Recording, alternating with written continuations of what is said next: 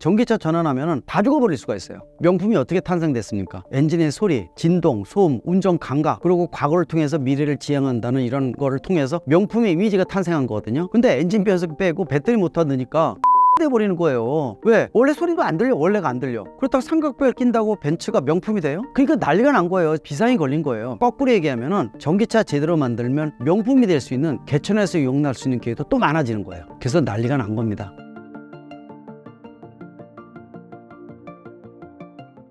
현재 자동차 시장은 내연기관에서 전기차로의 전환이 진행되고 있는데요. 어떤 상황이 펼쳐지게 될까요? 일단은 이 전기차가 왜 필연적이다? 무공해차가 필연적인 이유는 이 탄소 중립 때문에 그렇습니다. 이산화탄소 자체가 지금 최근에 대한민국을 비롯해 전 세계가 기후변화 때문에 최악의 상태이지 않습니까?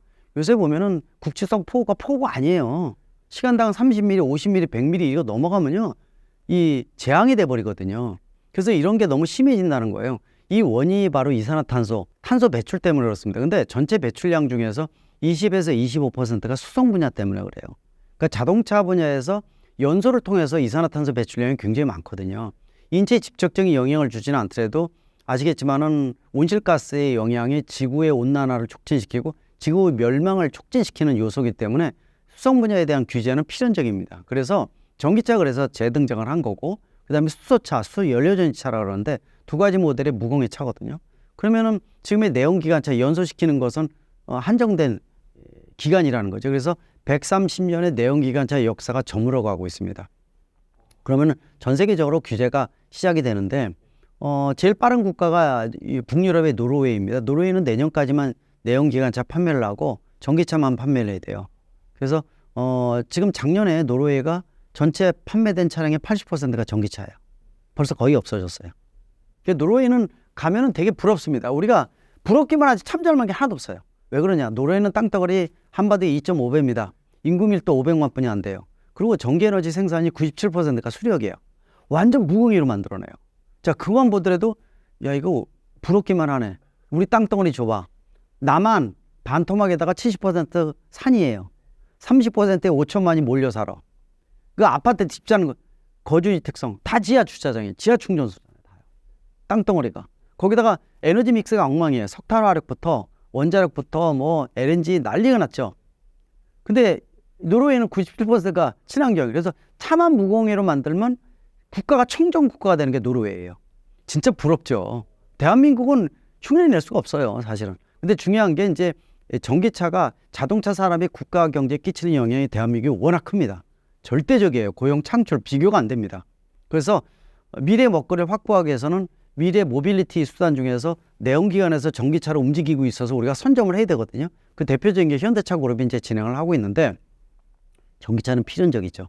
근데 130년의 내연기관차에서 전기차로 전환이 되면서 전 세계가 멘붕 상태예요. 왜 멘붕이냐? 자, 내연기관차는요, 3만 개의 부품이에요. 그중에 핵심이 엔진과 변속기입니다. 엔진과 변속기는 중진국, 후진국은 아무도 못 만들어요. 대한민국이 지난 60년 동안에 유일하게 선진국으로 진입한 유일한 국가가 대한민국이고, 거기에 현대기아, 현대차 그룹이 들어가 있는 거예요. 자부심 가져도 좋습니다. 중국이 대한민국 흉내내다가 망했거든요. 그래서 먼저 전기차로 전환을 한 거예요. 그래서 슈퍼 갑의 역할, 선진국의 전유물이 자동차였었습니다. 대한민국에 진입을 했어요. 근데 문제는 지구온난화 가스 이런 문제 때문에 전기차가 필연적으로 공급을 해야 되는 거예요. 근데 전기차는 아시겠지만 엔진 변속기라는 독보적인 기술을 빼버리고 배터리 모터가 들어가는 거예요. 전기차는 배터리 모터 밖에만 있으면 움직이잖아요. 애들 장난감, 전기차입니다. 속된 말로 해서 제가 그런 얘기를 해요. 방송에서 얘기를 하는지 유튜브는 얘기할 수 있잖아요. 일본이 방송 심의 규정을 지키지 않습니다가 유튜브지 않습니까? 그래서 개돼지가 다 만들어요. 속된 말로 전기차는. 그 다 만든다는 얘기는 문턱이 없어진 거예요. 선진국의 전유물이 없어졌어. 그러다 보니까 글로벌 제작사가 비상이 걸린 거예요. 전기차 전환하면은 우리 생존에 다 죽어버릴 수가 있어요. 자, 벤츠, BMW 명품이죠. 근데 100년 동안에 명품이 어떻게 탄생됐습니까? 엔진의 소리, 진동, 소음, 운전 감각, 그리고 과거를 통해서 미래를 지향한다는 이런 거를 통해서 명품의 이미지가 탄생한 거거든요. 근데 엔진 변속기 빼고 배터리 모터 넣으니까 병신이 돼버리는 거예요. 왜? 원래 소리도 안 들려. 원래가 안 들려. 그렇다고 삼각뼈를 낀다고 벤츠가 명품이 돼요? 그러니까 난리가 난 거예요. 자기 생존에 비상이 걸린 거예요. 거꾸로 얘기하면은 전기차 제대로 만들면 명품이 될 수 있는 개천에서 용납할 수 있는 기회도 또 많아지는 거예요. 그래서 난리가 난 겁니다. 그러니까 기존에 유럽 중심으로 하는 제작사들은 내연기관차를 가길 원하는 거예요. 끝까지 가길 원하는 거예요. 그래서 트럼프 당선을 박수를 치는 거고, 트럼프는 내연기관 좋아하고 석유자원 좋아하거든요. 전기차 싫어하거든요. 보조금 싫어하죠. 그 트럼프 리스크, 물론 트럼프만 리스크가 아닌 푸틴 리스크, 시진핑 리스크 다 리스크죠. 예, 그런 거 어쩔 수 없죠. 근데 대한민국 수출을 통해서 먹거리를 만드는 국가 입장에서 자국 우선주의가 나오는 건 별로 좋은 그림은 아니죠. 그래서 지금 비상이 걸렸는데 대한민국은 되게 잘하고 있어요. 내연기관차 잘 만들고, 하이브리드는 세계 최고의 하이브리드 기술을 갖고 있는 도요타인데 거기야 맞상대할 정도의 원천 기술을 갖고 있는 게 현대 기아차입니다. 잘 팔려요. 내연기관 하이브리드 잘 만들고, 전기차는 퍼스트 모버야. 수소차는 둘째 가면 서로해. 균형을 굉장히 잘 잡아요. 여기다가 자동차만 있는 게 아니라 모빌리티로 바뀌고 있죠. 모빌리티로 바뀌면 UAM, 내년부터 등장하는 도심의 항공 모빌리티, 로봇, 로보빌리티, 험로나 특수한 지형이 움직이는 거. 그래서 이런 것들을 뭉쳐서 모빌리티 산업이라고 그러는데 모빌리티로 커가고 있거든요. 그래서 지금 전기차 전환은 필연적인데, 문제는 자, 소비자가 수천만 원, 부동산 다음으로 가장 비용이 많이 들어가는데 전기차로 사고 싶어도 돈이 많이 들어가거든요. 근데 찜찜한 거예요. 그래서 지금까지 얼리 어댑터들이 전기차를 샀는데 작년 후반부터 전기차 캐즘이 생겼어요. 그러니까 성장기 속에 침체기가 온 거죠. 왜냐? 소비자가 볼 때는 보수적으로 보거든요. 신차 살 때 제가 전기차 협회장인데 전기차 안 몰잖아요. 똑같은 마음을 갖고 있는 거죠. 뭐냐? 전기차 살려면요, 충전 인프라 많아야 되고, 한번 주행할 때 편하게 왕복할 수 있어야 되고, 뭐 전기차 화재 두려운 것도 없어져야 되고 등등 부정적인 게 많거든요. 가격도 지금 보조금 받아도 가격이 높잖아요. 내용이 제 가격이 똑같아져야 돼. 그 기간 전기차 캐즘이 3년에서 4년이 가요. 3, 4년 동안은 충전 인프라 늘려야 되고, 가격 지금 계속 다운시키고 노력을 해서 4년 이후에는 보조금 받지 않아도 내연기관차 전기차 가격이 똑같아집니다. 그래서 캐즘이 생기는데 트럼프가 당선되면 그 리스크가 좀 더 오래 갈 수가 있어요. 고민이 많은 거죠. 그래서 뭐 그런 문제가 있는데 대한민국 입장에서는 플랜 B, 플랜 C를 만드는 거예요. 고민이 많은 거죠. 그래서 지금 전기차는 필연적이니까 지금 1가구 2차량에서 세컨드카는 전기차 괜찮습니다. 퍼스트카는 하이브리드카 사세요. 디젤은 끝났습니다. 디젤차 사면 안 돼요. 환경에선 부담금 문제도 있고, 또 4등급까지 강화해서 앞으로는 도심 진입 못하게 합니다. 겨울에만 하는 게 아니라 상시 못하게 할 수도 있어요. 그게 강화됩니다. 제가 자문위원이기 때문에 그런 부분들이 강화돼요. 어쩔 수 없어요. 디젤은 앞으로 사시면 안 되고요. 최소한 가솔린, LPG 지금 시간 남아 있고요. 하이브리드가 가장 선호를 하는 이유가 그겁니다. 그리고 세컨드카 전기차 사시고서 단거리 같은 데는 운행 경비 굉장히 저렴하거든요. 장거리는 불편하니까. 그래서 그런 시대의 흐름이다라고 판단하시면 좋을 것 같아요. 전기차 업계에서 세계적으로 주도권을 가지고 있는 회사는 테슬라인 것 같습니다. 테슬라의 기술력은 어느 정도인가요? 테슬라 하게 되면 혁신의 아이콘이라고 보시면 돼요. 전기차 만들 때 모든 글로벌 제작사가 벤치마킹하는 게 테슬라입니다. 혁신 기술을 많이 도입해요. 왜냐? 기존의 현대차를 비롯한 굴뚝산업들 제작사들은요, 보수적이에요. 움직일 때 혁신적인 기술을 도입하는데 힘들어서 못해. 절차도 많고 복잡해요. 근데 테슬라는 차를 만들어 보지 않았으니까 동전의 양면이 존재하는 거예요. 무식하다. 무식하다. 차가 아니다. 제가 말씀드리면은 차 평가 안 해요. 사이버 트럭 차가 아니죠. 미국에서만 판매되면 흉기입니다. 손가락 끼면 손가락 잘라져요.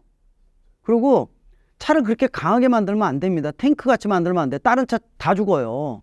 차는 같이 찌그러져야 되는 거예요. 강하게 만들어야 되는 게 아니래도요. 모서리가 삐죽삐죽하잖아요.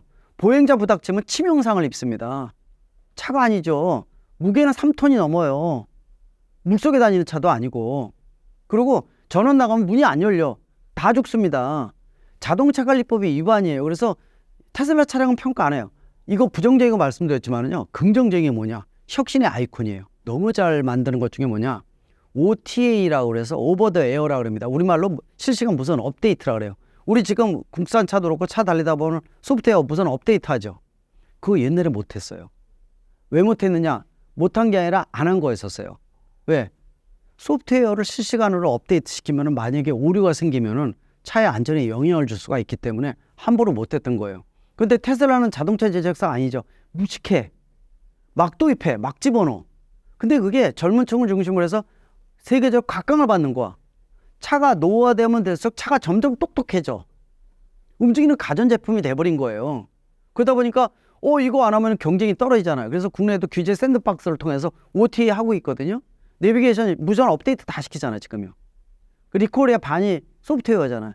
소프트웨어 지배자가 미래 모빌리티 지배자입니다. 그리고 테슬라 같은 경우는 12V를 42V 승합하는 작업, 또 기가프레스에서 한 번에 공장에서 찍어내는 방법, 또 이 히토리오 연구 자석을 대신해서 페라이트를 써가지고 가격을 저렴하게 만드는 방법, 뭐 등등 해가지고 혁신 기술 다 도입한 게 또 테슬라예요. 차의 완성도는 떨어지지만은 동전에 반대되는 부분들을 굉장히 잘하고 있다는 거죠. 이거를 다 벤치마킹 하고 있는 거죠. 그래서 테슬라 차는 동전의 양면을 갖고 있습니다.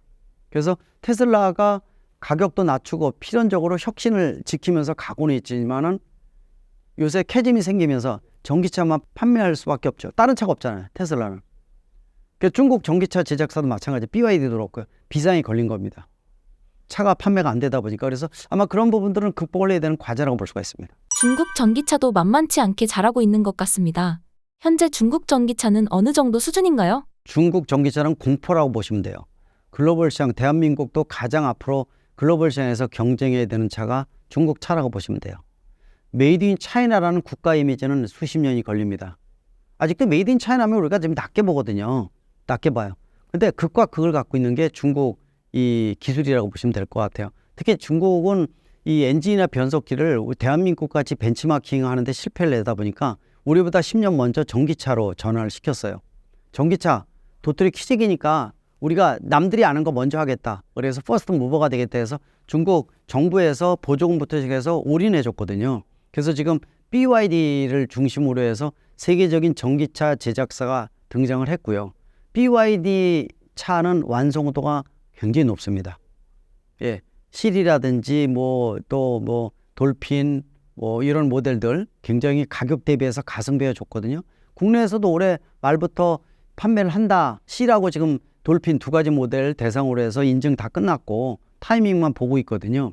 가격이 국산 동급 모델에 비해서 1, 2천만 원 싼데 AS 좋고 그러면 그거 사죠. 소비자가. 아직 물론 메이드 인 차이나라는 이미지는 좀 있습니다. 근데 이런 차가 가격이 싸게 글로벌 시장에 공략을 하다 보니까 다 공포감이 늘어나서 미국이 관세 때려서 못 들어오게 만들고 유럽도 관세 때려서 못 들어오게 하는 거예요. 그러니까 중국은 또 보복 관세 때리고 그 중국이 예를 들어서 중동이나 동남아 공격적으로 하고 있는데 우리나라 차하고 마주치는 거죠. 그래서 대한민국이 현대기아차가 워낙 잘 만들고 요새 기아 EV3 같은 중저가 모델도 나오고 있지만은 BYD 이런 거 비해서는 가격이 진짜 아직 높은 게 사실이거든요. 그래서 품질도 잘해야 되지만 가격 경쟁력을 가져야 되니까 또 테슬라도 비상이 걸린 거죠. 가격을 낮춰야 되는데 막 20% 다운시켜서 또 NCM 배터리, 고가 배터리에 되는 LFP라는 배터리를 쓰면서 장착을 해서 쓰고는 있지만은 앞으로 고민거리는 많은 거죠. 글로벌 시장이 더 치열해진다라는 거. 또 아까 말씀드린 트럼프 리스크부터 각 리스크들이 많이 존재하고 또 우크라이나 전쟁 등 그 지역은 아예 차에 대해서 무역을 못 하잖아요. 그래서 자국 우선주의가 강화되고 세계 곳곳에 전쟁이 생기고 이런 요소들은 FTA 수출을 기반으로 하는 대한민국의 입장에서는 리스크가 커진 거죠. 미래의 불확실성이 커졌다. 그래서 고민거리는 많고 해결 과제도 많다. 정부 산학 연관이 똘똘 뭉쳐야 되는 시기가 지금이라고 분명히 말씀드릴 수가 있습니다. 레거시 명품 자동차 기업들도 전기차로의 전환에 힘쓰고 있는데요. 이들의 전략과 상황은 어떤가요? 일단 그 말씀드린 대로 명품 브랜드가 내연기관 중심이었는데 전기차로 전환이 되면서 좀 혼동스러운 거예요. 왜냐면 명품의 이미지가 탄생이 안 되는 거예요. 전기차는 엔진 변속기 빼면은 일단 소음이 안 생깁니다. 그리고 전기차 자체는 제로백이라 그래서 정지 상태에서 튕겨나가는 거는 원천적으로 태생적으로 좋아요. 그래서 워낙 잘 만들어요, 다들. 그러니까 BYD에다가 별 붙인다고 생각을 해보세요. 그럼 별이라고 생각할 거야, 소비자가. 그죠? 그러니까 이게 구분이 안 된다는 거야, 명차의 이미지가. 그러다 보니까 그걸 탈출로를 찾기 위해서 노력을 합니다. 근데 전기차 캐즘이 생기고 트럼프 리스크 이런 게 생기면서 유럽을 기반으로 하는 유럽 자동차 제작사들 이런 데는요, 내연기관을 가려고 기를 쓰고 매달리는 거예요. 예, 전기차 빨리 전환하면 우리가 어려워지니까 내연기관 가야 된다. 그 내연기관에 전기차로 전환되면은 생산직 같은 경우에 30에서 40% 인력을 줄여요. 부품이 반이에요. 모듈로 돼 있어요. 3만 개의 부품이 아닙니다. 그러다 보니까 생산직 10명이 필요했는데 내연기관에서 전기차 전환하면 6명에서 7명이면 돼. 30% 줄여야 돼요. 또 자동화가 많이 돼. 로봇도 많이 들어가요. 사람이 필요가 없어요. 노사 분기 없어도 돼. 앞으로 그렇게 변하거든요. 일자리가 어려워지는 거죠. 그러니까 자동차 산업 변화가 많이 생기는 건 유럽에서 원하지 않거든요. 그러다 보니까 유럽은 엔진 변속기 그대로 갔으면 하는 거야. 그러면서 무공해를 지향을 해야 되잖아요. 그래서 어떤 게 나오는 거냐? 그래서 이퓨얼 같은 게 나오는 거야. 이퓨얼이라고 합성연료입니다.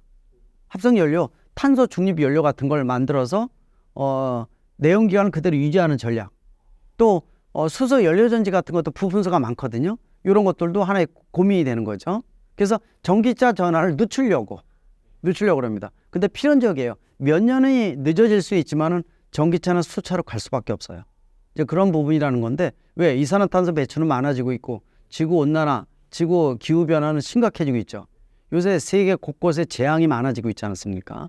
그래서 굉장히 심각한데 그 영향이 수송 분야가 차지하는 부분들은 어쩔 수 없는 부분들이어서, 그래서 지금 현재 유럽 자동차 제작사들은 내연기관을 좀 고수하려고 열심히 매달리고 있고, 또 과잉 공급되는 중국산 전기차나 배터리는 글로벌 시장에 진출하려고 길을 쓰고 있고, 막 치열하게 싸우는 도중이다. 혼란스러운 겁니다. 정책도 혼란스럽고, 거기다 자국 우선주의로 트럼프 같은 경우에는 우리나라 들어와서 여기서 공장 지어, 여기서만 지어야지 내가 인정을 해 라는 부분들.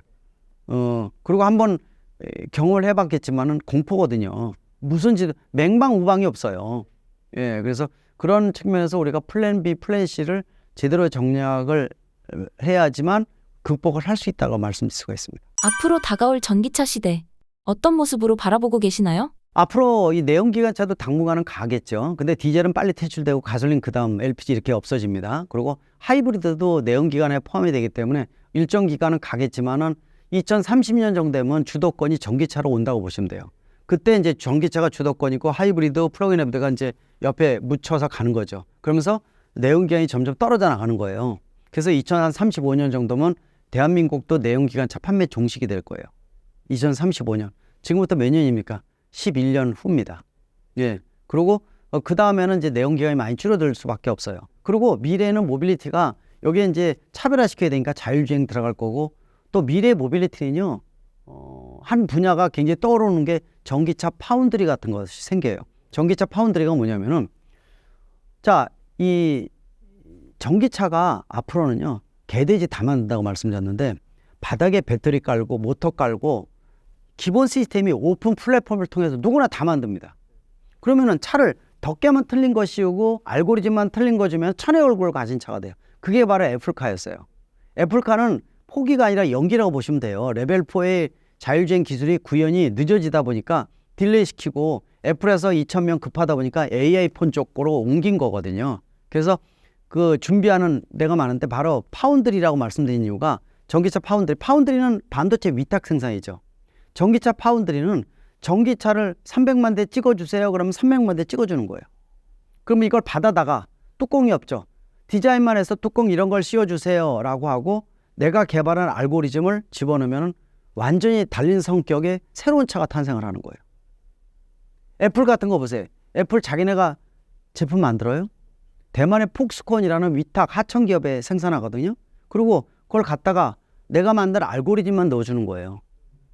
차가, 전기차가 이렇게 바뀌어요. 애플카가 원래 전기차 파운드리 시작점이었거든요. 그래서 그 부분은 이미 준비하는 데가 BYD도 이미 준비가 돼 있어요. 그래서 일부분 뭐 도요타에다가 일부분 준다는 것도 있고, 또 국내에서도 쌍용 EVX라고 전기차 나와 있죠. 그 LFP BYD 배터리만 쓰는 게 아니라 시스템도 같이 쓰거든요. 일종의 파운드리라고 보시면 돼요. 그래서 앞으로는 500만 대 찍어줘, 그럼 500만 대 찍어주는 거예요. 그리고 알고리즘만 틀린 거, 그러면 천의 얼굴, 레벨 3, 4를 업데이트를 계속 시키는 거죠. 그래서 미래의 모빌리티는요, 파운드리가 많이 등장을 합니다. 전기차 파운드리, 모빌리티 파운드리라고 보시면 돼요. 그래서 그런 영역도 있고, 또 차별화시켜서 특화시키면 가격이 높으면서 전기차의 위상을 높이면서 가격을 높게 받을 수 있는 프리미엄 전기차. 현대기아차가 추구하는 게 그런 거예요. 현대기아차가 프리미엄 퍼스트 모버로서의 전기차, 수소차, 쌍두마차로 치고 나가겠다는 건데, 지금 전략적으로 되게 잘하고 있죠. 여기다가 이제 UAM이 등장하면 그 영역을 많이 뺏어갈 것이고, 로보빌리티, 로봇까지 등장을 하게 되면은 이제 험로나 특수한 지형에 이동할 수 있는 수단도 등장을 합니다. 그래서 자동차 제작사가 앞으로는 차만 만드는 게 아니라 소프트웨어 기반의 UAM과 로보빌리티까지 포함한 종합 플랫폼 회사, 우리가 마스라래 모빌리티에서 서비스를 하는데 아마 그런 것까지 활성화하면서 차별화시켜서 존재를 한다고 보시면 좋을 것 같습니다.